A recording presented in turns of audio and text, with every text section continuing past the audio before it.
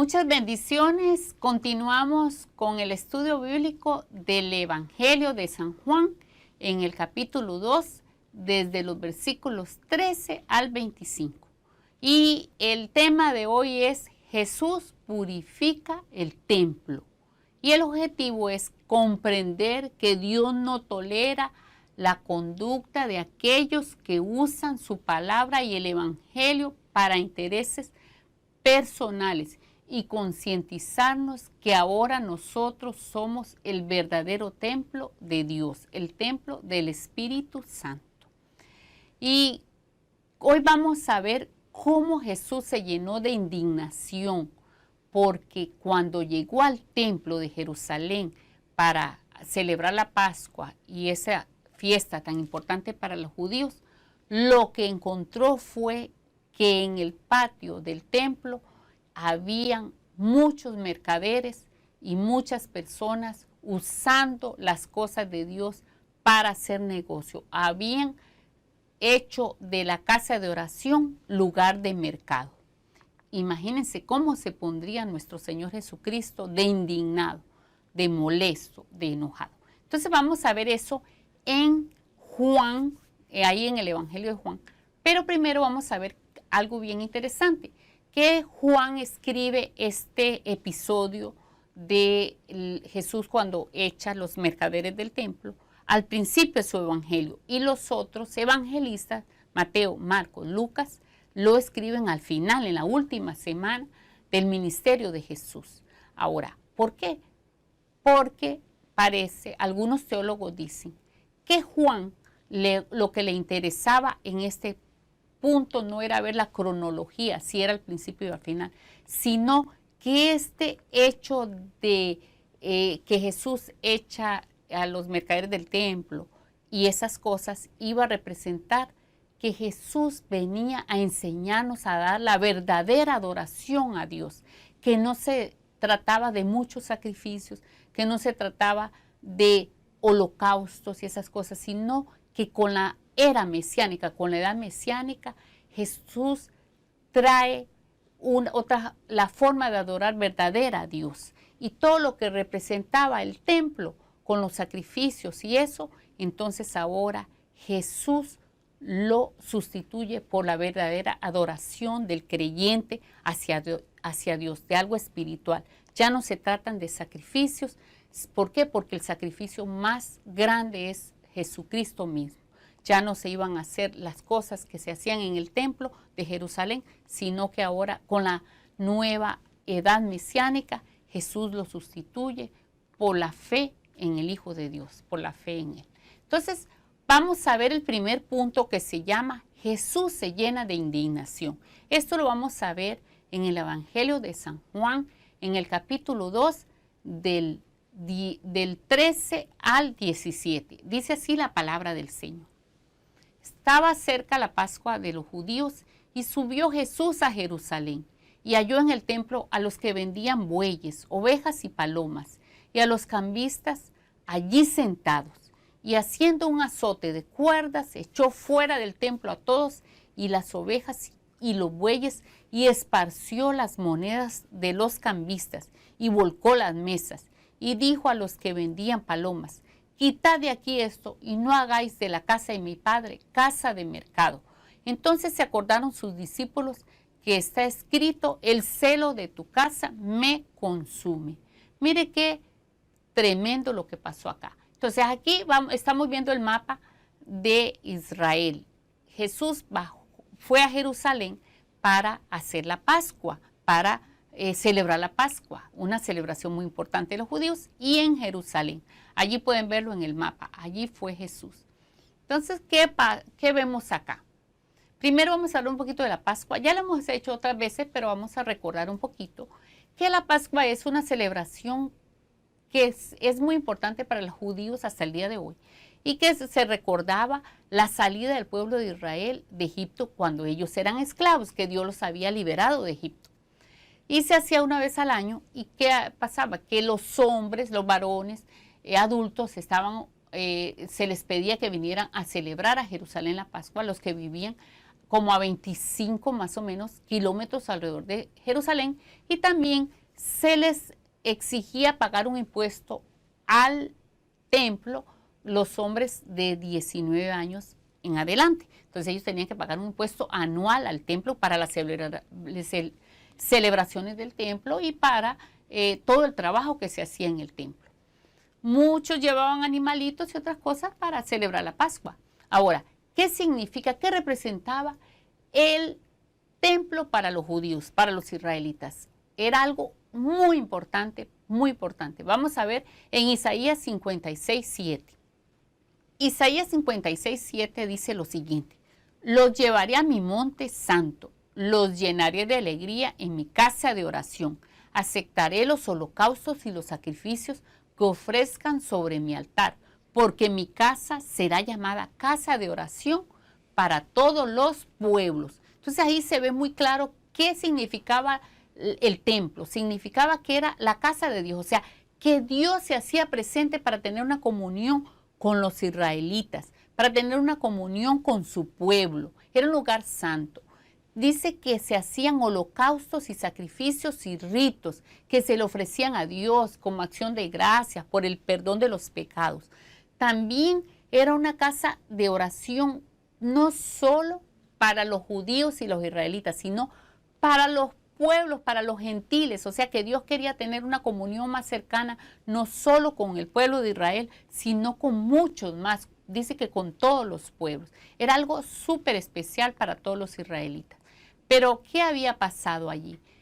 Que lo habían hecho, Jesús cuando llegó vio que había un mercado. Y ahí ustedes pueden ver, por ejemplo, el templo, que ese se le llama el templo de Herodes, pero era el templo que Herodes había puesto muy bonito, el templo de Jerusalén que Herodes había puesto muy bonito para ganarse a los israelitas, para ganarse a los judíos.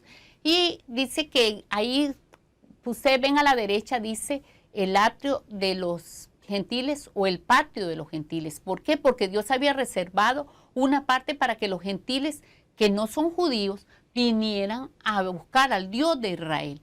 Pero ¿qué pasa? Cuando llegó Jesús, ¿qué fue lo que vio Jesús cuando llegó al patio de los gentiles, a esa parte del templo?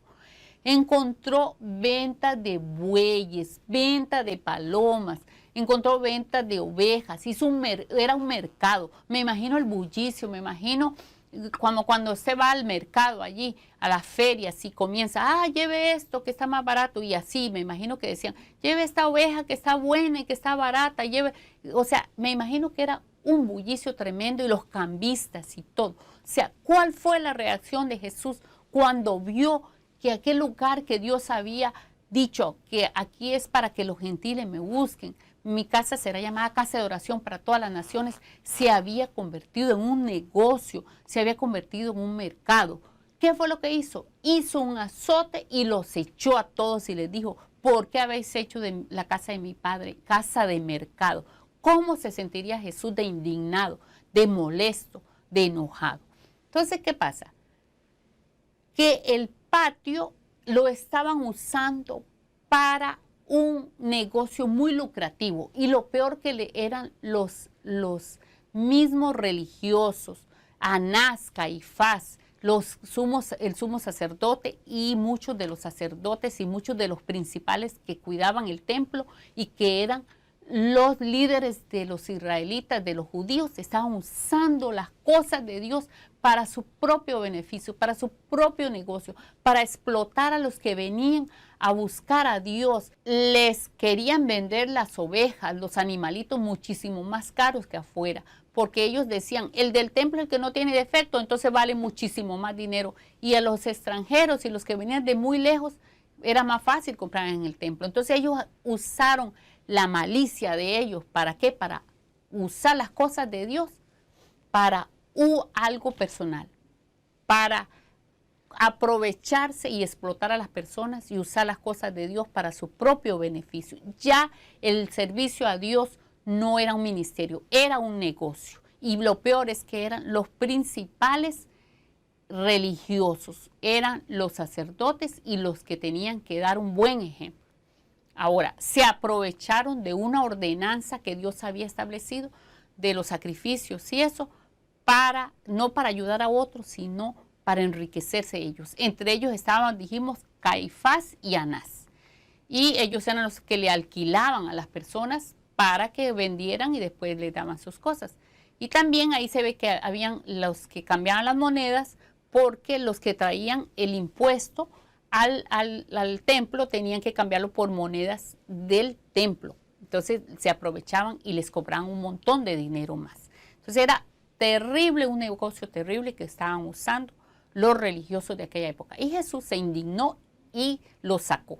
Ahora, ¿pasará algo ahora en este tiempo con nosotros en las iglesias? ¿Usted cree, hermano y hermana, que pase algo parecido o no? Yo creo que sí. Veamos algunos puntos. Primero, hay personas, ¿usted cree que hay personas que usan los santos, los púlpitos, las plataformas, la televisión, las maratónicas, los conciertos, para aprovecharse de las personas y engañarlas para su propio provecho, para su propio beneficio? Creo que sí, ¿verdad? Muchas personas, muchos falsos religiosos usan el arma más poderosa, que es la manipulación de los textos bíblicos. ¿Para qué? Para engañar a las personas. Usan la misma estrategia que usó Satanás cuando quiso cuando quiso tentar a Jesús allá, que él comenzó a decirle los textos bíblicos, pero los manipulaba y los tergiversaba. Estos falsos de ahora, negociantes del evangelio, eso es lo que usan. Usan los textos bíblicos para manipularlos. Usan palabras como sembrar, como decretar, bendición, maldición, prosperidad, declarar, ungido, profeta, apóstol. Todos esos términos lo usan para engañar a las personas, sacándolos de su contexto, de su verdadera interpretación. Esa es una señal que vemos en los falsos pastores, en las personas que quieren hacer negocio de los demás. También lo que vemos en ellos es que tienen un interés personal y egoísta escondido. ¿Qué ve usted en muchos de ellos? Avaricia. Y en estos falsos pastores, que se manifiestan en ostentación, en opulencia, en vanidad, tienen salarios y lujos exagerados, se andan en competencia quién compró el avión más grande, quién tiene la mansión mejor, porque supuestamente Dios les dio esa bendición. Pero no nos engañemos, hermanos y hermanas, muchas de estas personas es la vanidad, es el Dios dinero el que está en el corazón, es la avaricia, no es el Dios verdadero, porque eso no es lo que la Biblia dice. En ningún momento usted ve Pablo, Pedro, Juan, Felipe, los siervos y las siervas de Dios en el Nuevo Testamento. No ven esa ostentación, al contrario, dice que los primeros cristianos más bien, muchos de ellos vendían las cosas y las ponían a los pies de los apóstoles. Pero los apóstoles no decían, ay, qué bendición, Dios me dio esto para mí, ahora voy a hacerme una mansión ahí a la par de Herodes, a la par del otro. No, ellos más bien lo que le traían a los pies de ellos lo repartían entre toda la comunidad de creyentes y no había problemas de necesidades de ninguno. Entonces, estos falsos pastores lo que hacen es trabajar para su propio vientre, para su propia bienestar, poniendo una cara como que es para el ministerio. Tal vez al ministerio que supuestamente tiene para Dios le dan una tajadita chiquita de ese dinero, pero lo demás lo dejan para ellos. Por eso almacenan, por eso amasan grandes fortunas, si usted lo puede ver. Entonces, ¿cuál es el otro señal de que son mercaderes del evangelio? Se aprovechan de la ignorancia de las personas. A la mayoría de la gente no le gusta leer la Biblia, no le gusta escudriñar. Muchos de ellos dicen, yo soñé, Dios me puso, tuve una revelación. A veces traen un supuesto profeta, que el profeta les dice cosas que la gente quiere oír, pero la gente no oye la palabra que dice la Biblia, no oye lo que dice el Espíritu Santo a través de la Escritura. Lo que les gusta es oír lo que otro les dice, y a veces hasta fantasías.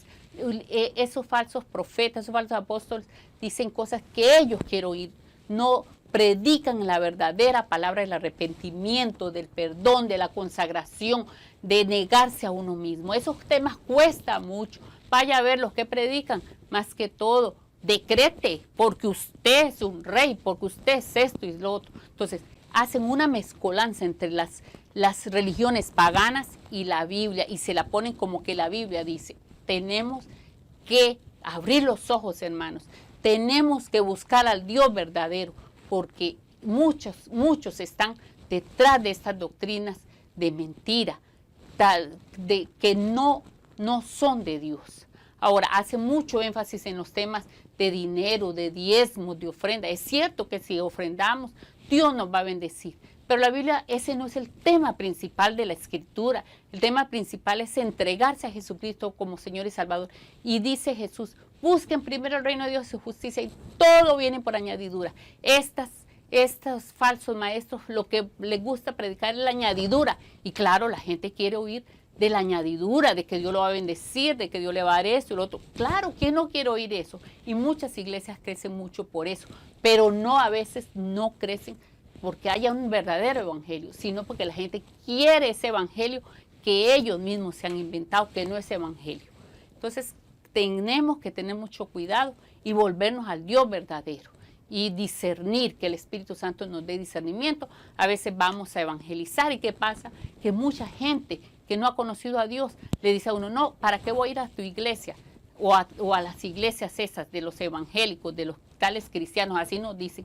¿Por qué? Porque han visto muy mal testimonio en muchos líderes evangélicos, religiosos. Y dicen, no, porque aquel fulano, mire, solo es negocio eso. Y la gente tiene razón, porque han visto malos ejemplos. Y no han visto a los siervos de Dios verdaderos y a las siervas verdaderas, sino que lo más que se conocen son esas gente porque se ven en todas partes. Ahora, esto mismo ocurrió en el tiempo de Jesús. El atrio era para los gentiles, era para que pudieran tener esa comunión con el Dios de Israel. ¿Pero qué encontraban? Mercaderes, personas que se aprovechaban. ¿Y con qué devoción iban a ir a orar a Dios allí? Así pasa ahora con estos falsos líderes, que la gente más bien han impedido que mucha gente conozca a Dios por el mal ejemplo de ellos. Y ellos usan la manipulación, ya vimos el show a veces religioso, y más bien alejan a Dios de la gente, del que no ha conocido a Dios por el mal ejemplo que ellos dan. El verdadero mensaje de la cruz de Jesús es el arrepentimiento y la consagración a Dios y la conversión a Jesucristo. Todo, hermano, Dios se lo va a dar a usted por añadidura. Todo va a venir por añadidura, pero ese no es el verdadero evangelio, la añadidura, sino buscar primero el reino de Dios y su justicia. Eso es el verdadero siervo de Dios, eso es lo que enseña la palabra de Dios y no tanto la añadidura como esta persona lo hace. Ahora hay gente que dice, no, pero no hay que juzgar, que Dios es el que se juzgue. Claro que no, que Dios los va a juzgar, por supuesto, pero como cristianos y como siervos y siervas de Dios tenemos que denunciar lo que está mal. Tenemos que señalar las cosas que están mal, como hicieron los profetas, como lo hizo Jesús, como lo hizo Martín Lutero en aquel tiempo, cuando él denunció que la iglesia oficial en aquel momento tenía muchos religiosos que se estaban aprovechando de la ignorancia de la gente. ¿Para qué? Para vender indulgencias, para vender los dones de salvación. Y él lo denunció.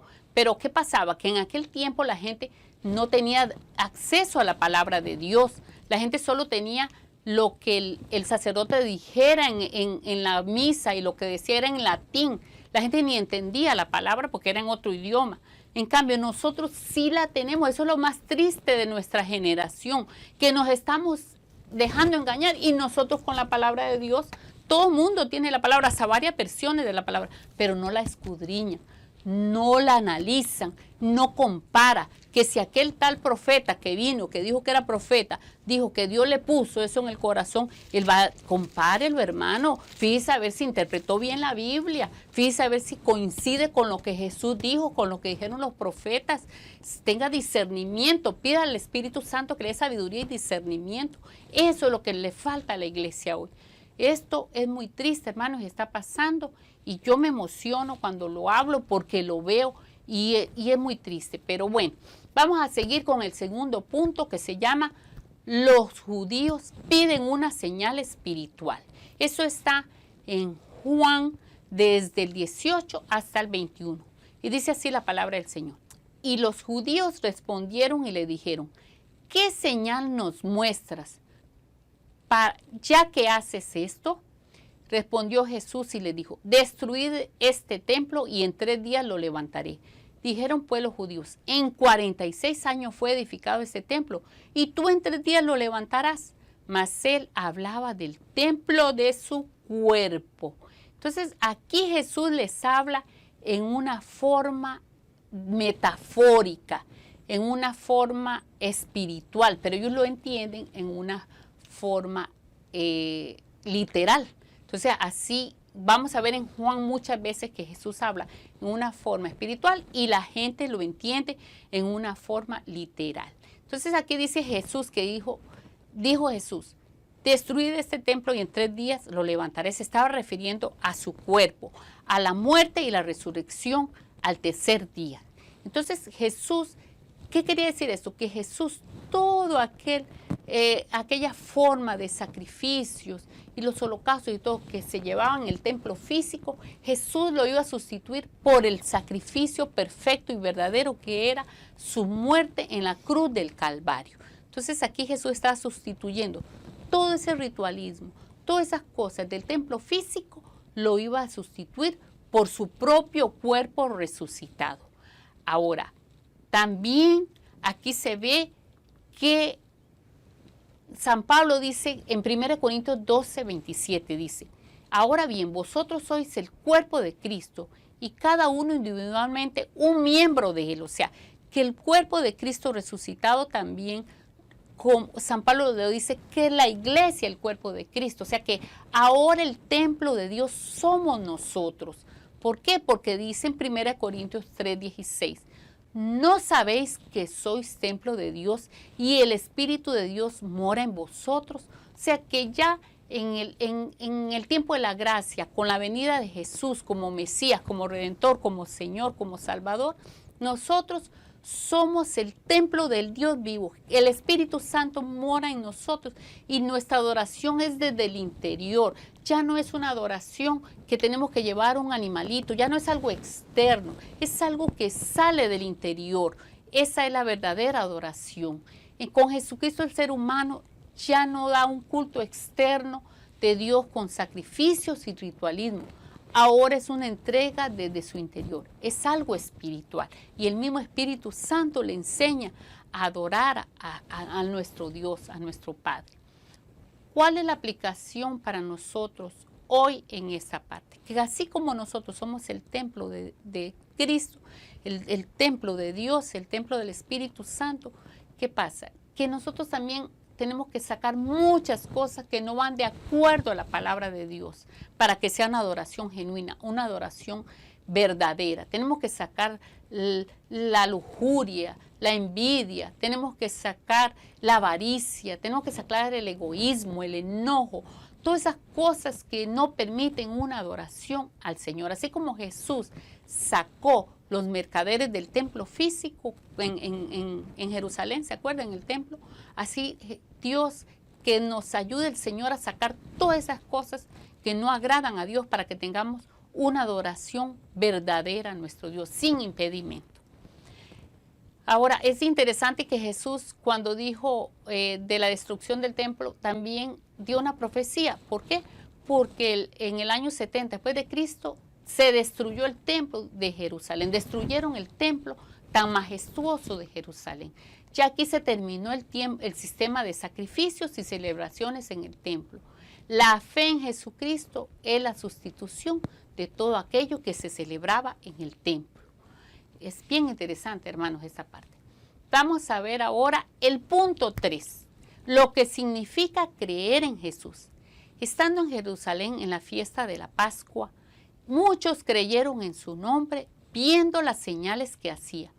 Pero Jesús mismo no se fiaba de ellos porque conocía a todos y no tenía necesidad de que nadie le diese testimonio del hombre, pues él sabía lo que había en el hombre.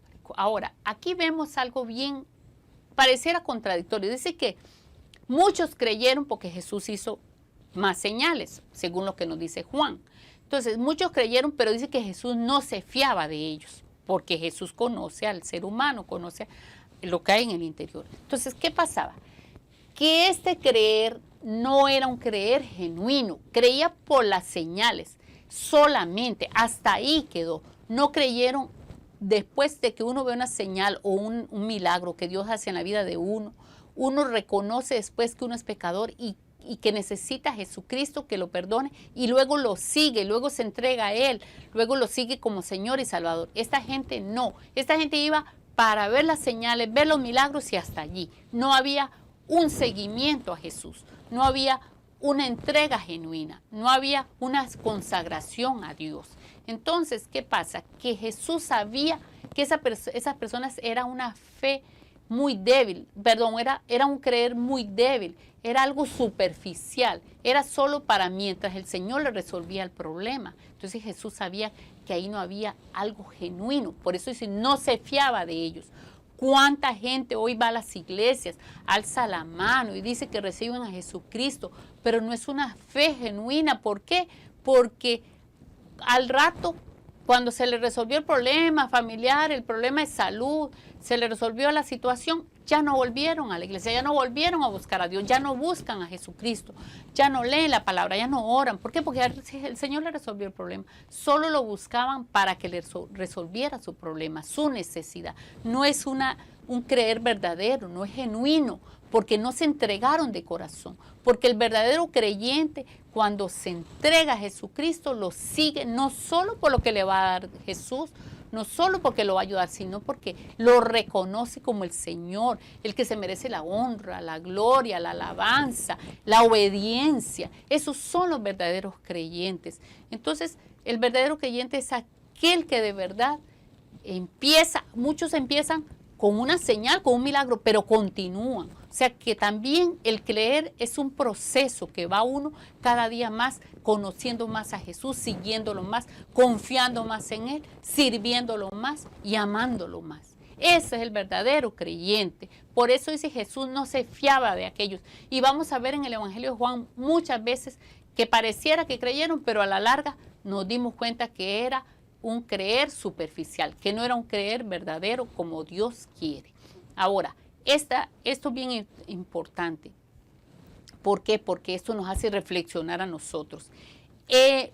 ¿Será que Jesús de verdad, que Jesús confía, se puede fiar de usted y de mí?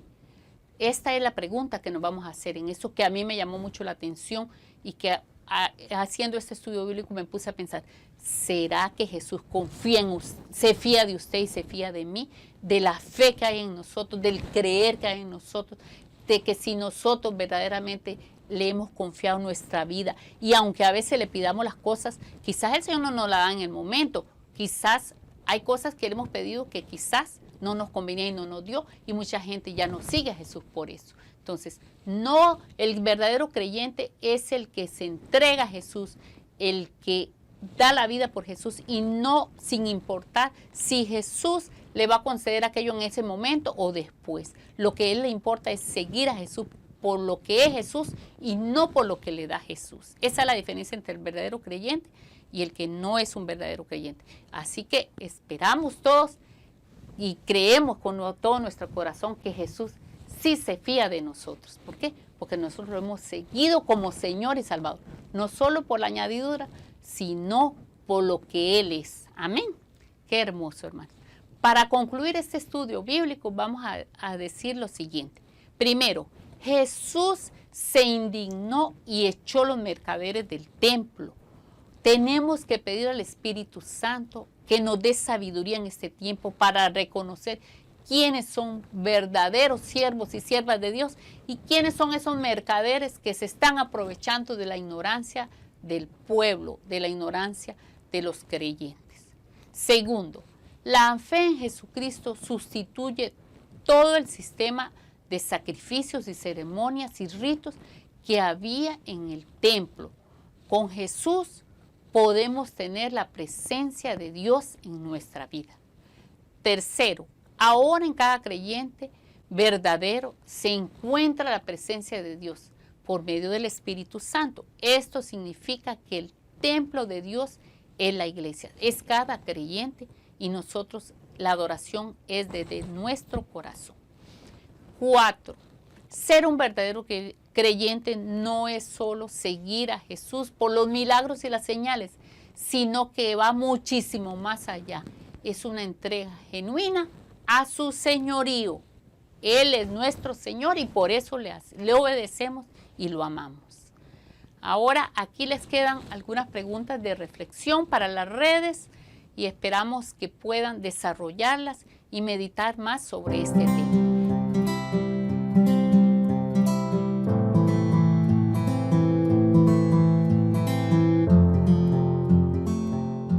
Que el Señor los bendiga muchísimo, hermanos y hermanas. Será hasta la próxima. Vamos a seguir con el Evangelio de San Juan en el capítulo 3. Que el Señor los bendiga mucho y los llene de mucho gozo. Hasta la próxima.